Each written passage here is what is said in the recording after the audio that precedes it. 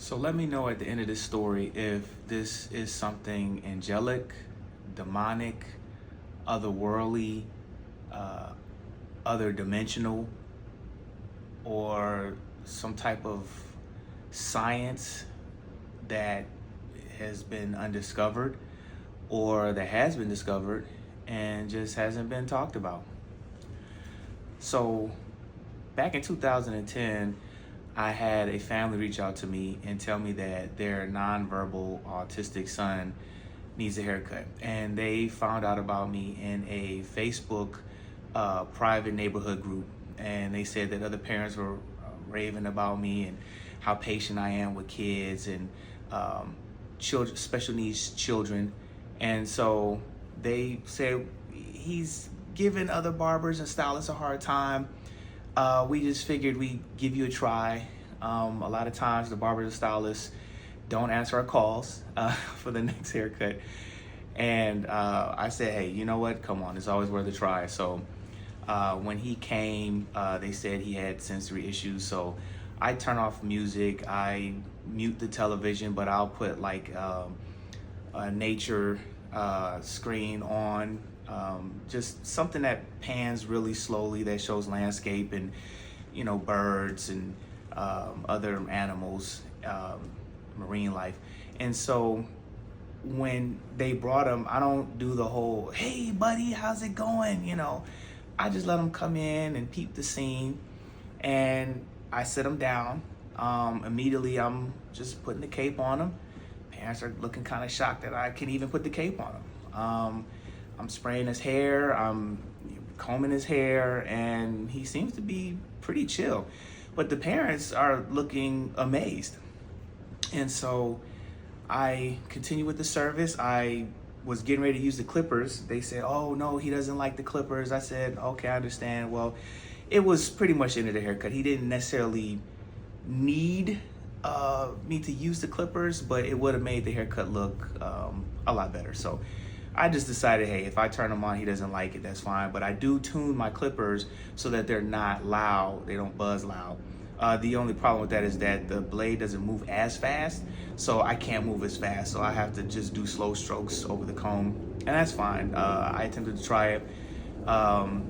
He didn't mind it at all. And they were even more shocked. You know, I touched his ear, moved his ear to get around his ear. He didn't move. And they just couldn't believe it. They said, wow, we have no idea how all of a sudden, you know, he's just this cool. You know, the dad's trying to logically understand. He's like, well, maybe he matured a little bit. And his wife's like, in 1 month, he was just cutting up, you know, last month and every visit to a barber or a stylist before that. So let's fast forward a year. They're comfortable enough with me where they'll just leave him. The mom will come and say, okay, I'm just gonna leave him here. I'm gonna just run across the parking lot to the grocery store. So I'm like, that's fine, you know. Now, you know, we'll fist bump each other, and, you know, if I ask, how's your day? He'll give me 2 thumbs up. In a year, he's probably said 2 words. And one of the words, he said hi when he walked in, and his parents were flabbergasted. They said they've never heard him speak before, ever. Another occasion, which is this occasion, he spoke. So they didn't even, you know, hear him say this word. But the mom went to the grocery store. He's sitting in his chair. I'm grabbing the clippers from off my station, and he taps me and he says, look. So I step back and I'm looking, and he's sitting in the chair about 5 feet back from the station, and he takes his finger and he moves it and knocks over this bottle of oil sheen. Now, initially, I'm kind of just surprised, like a magic trick. You know, I'm like, wow, how did you do that? You know, I go over, I'm like moving my hand between the station and his hand to see if maybe he stuck a little string or something to the oil sheen can when my back was turned or something. And he's just kind of doing this, and he's smiling. And then he taps me again. And here's when I didn't know what to think. I didn't know how to feel. He takes his finger and he stands the oil sheen can back up. Now, I'm not saying he, it lifted up off the station and said it stood back up.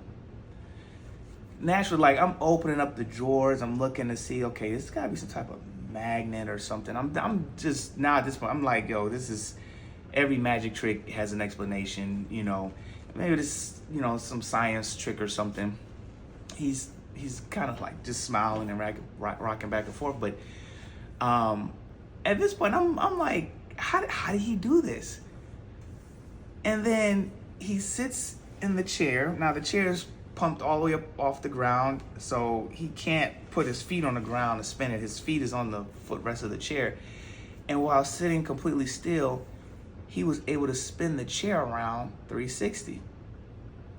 And he's looking like he's just cracking up. He's kind of laughing now. And I think right at that moment when he looked up at me, I must have looked scared. I know I was like, at that moment, I know people use that expression now, I felt like I was dreaming, but it felt beyond that for me. I was questioning reality at that point. I was like, wait, what? How is he doing this? And I didn't know what to think. And so it looked like he had this worry look on his face, and I wanted him to know that, hey, no, it's cool. Like, no, this is. I just like, just let him know, like, wow, that was amazing. His mom comes back, and before she came back, he was telling me, I knew what this meant. He's like, don't say anything. I'm thinking his parents would have to know that he knows how to do this, I would think. Or, maybe this is like some magic trick he saw on YouTube or something. It was this moment in my life, though, as a side note, I realized, wow, the brain can process a lot in milliseconds. Like, I can't even explain. I don't even possess the vocabulary to tell you, like, what I was feeling in that moment and how many thoughts I was thinking, like, in that moment. But his mom comes back and she's like, is everything okay? And she's like, what, is everything okay? And I'm like, yeah, and she's like, oh, you look like you saw a ghost. Like, you look pale. Like, and I'm like, really? And I'm looking in the mirror, and I guess, I don't know. I'm like, no, everything's cool. I was like, yeah, man, we was just sitting here, having a good time, right? And he's like, shaking his head, yeah. So she says, okay, great. I wanted to ask her, like, hey, does he, like, move things with his hand? But something was like, hey, you know what? He said, shh. So I'm like, he's been so cool with me. I don't want to, like, betray his trust. That's what I'm thinking. That's what I'm making up in my mind. Like, so next visit, I'm thinking, I'm going to set up a camera, right? I'm just going to, take my cell phone camera and I'm going to just prop it up somewhere. So I'm trying to find somewhere to prop my camera, and I see him and his mom getting out the car and they're walking up. But all of a sudden I had this extremely overwhelming feeling not to do it. And I felt like it might sound weird to say, like, I felt like me and him were friends, even though, like I said, I mean, he's probably said all of 8 words in the 10 years that I knew him. And, 6 of those occasions, it was just me and him. So his parents only heard him say like 2 words that they said he did, and they've never heard him say any other words. So I'm thinking, like, man, okay, we built this bond.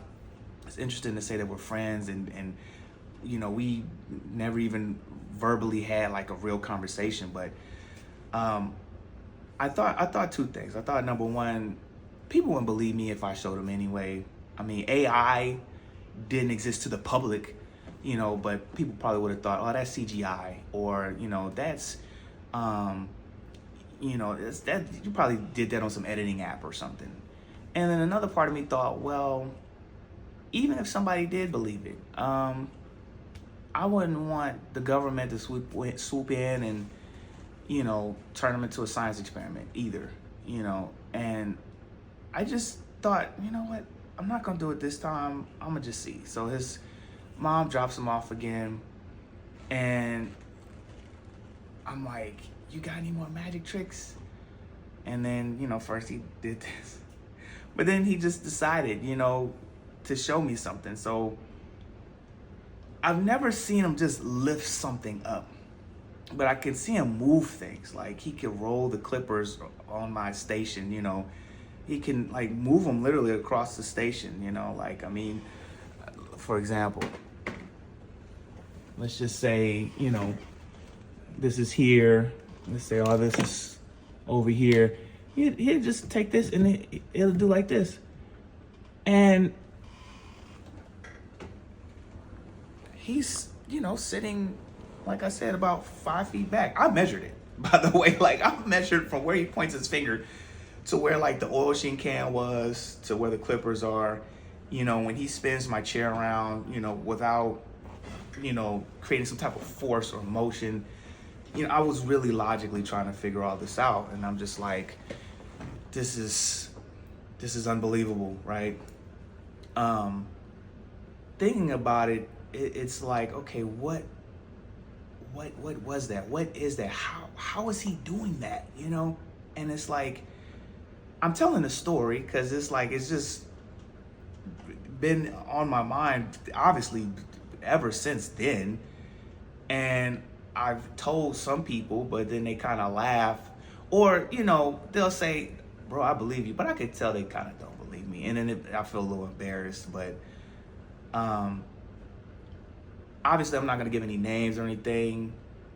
I'm just kind of putting it out there to see if anybody else have ever had an experience like that. I'm not asking you to out anybody, right? I'm just wondering, like, I can't be the only person in the world that has experienced that. I almost feel like I need to know that I'm not the only person that experienced that, because, I mean, like I said, in that moment, it felt beyond a dream. I mean, really, it's like, what is all of this really? Like, what are we, and what are some other people, and what all could we do? Like, do some of us possess powers that we just live our life and just never discover?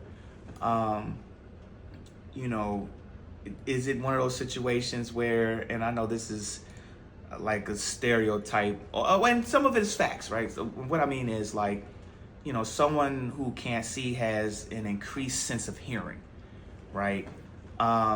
Usually someone that can't hear, has, beyond 20/20 vision, right? I mean, so I don't know if it's one of those things where it's like someone that loses, the ability to have control over other senses, they gain new senses, or new abilities. I tell the story because, I mean, to this day, it's like, that was a very unbelievable experience I had with a client. I also felt like, well, I gotta be friends with this guy. Like, I don't know, I almost felt like, he could, I don't know, tear me apart with his mind if he wanted to. I don't know, but I wasn't scared of him after that. I was just more intrigued. It was like, I wish he could talk. Like, I wish I could talk to him. I wish I could say, how are you doing that? How did you do that? Where'd you learn that? One time, obviously, I did just ask his parents randomly, like, hey, do you ever see like your son moving stuff, with his fingers? And I just, just kind of casually said it when he was in the bathroom, and his mom was like, no, I haven't, but you know what? He loves the movie Matilda. He's always, just in such a good mood when Matilda's on. We had to go, buy the DVD, so he can watch it. He likes to watch it all the time. And so she's like, you probably saw him pointing and, trying to move stuff or something with his hand. I was like, yeah, that was it, and I'm just thinking, like, does she know? And she knows she can't tell me. But then again, it's like, if she does know, and that's what I'm asking her, she would probably know, like, oh, he probably showed him. Oh, let me tell him not to say nothing, But she genuinely, I mean, my discernment made me feel like she didn't know. But at the same time, I'm like, but why would he let me know as a barber? Like, versus his own parents. I don't know if that's one of those situations where, as a kid, there's stuff you won't tell your parents, but you'll tell your cool uncle, you know. Um, that's kind of how I processed it a little bit. They ended up moving. They moved. I was gonna say where. I don't want to but they ended up moving out of state. At the time, I was living in California in the Bay Area. They moved out of state. Eventually, I moved. I moved to Georgia. I lost contact with them. We weren't friends on social media or anything, but very pleasant people. I hope he's doing well. Like I said, I felt like we created like this friendship, this bond. I felt honored that he showed me what he can do. He would, be able to open up cabinets, and close them. I tried to ask him if he could lift me up, I'd say, "Can you?" And then he'd say, "No," and he pointed his nose. I didn't know really what that meant. It's like playing a game of charades sometimes. I mean, I felt like it was, 95% of the time I could kind of comprehend what he was getting at. So I don't know if he's saying, "Oh, I'll make my head hurt," or, why he would be pointing his nose. But I found it interesting that he could kind of understand what I was saying too. That was extraordinary. I personally don't think it was magic. I personally don't think it was demonic, but sometimes people would think, seeing something like that might be. I would be interested to know though. I mean, is that otherworldly? Is that something that does happen here on Earth? And it's just so rare, like 1 in 1 trillion, meaning like, past, present, dead or alive. That's the percentage of people that come to this planet with this kind of ability. I don't know if that comes from the spirit or the soul or the body itself, letting off some type of energy beyond, the inside. But I'd like to know. Let me know in the comment section. Let me know, is this something you've experienced? Do you know someone like that? Like I said, you don't have to say any names or anything like that. You don't have to say where you live. I'd be interested. I'd be interested to know if, this is something that they even talk about in science, or is this something that they're working on in science, So let me know. Let me know in the comment section. I'm going to start doing a whole series on client experiences. I have a lot of very unique barber client experiences that I think you all will find extremely interesting. So hit the subscribe button. That way, when a new story pops up, I'm gonna do one at least twice a week. That way you could follow. All right, appreciate it.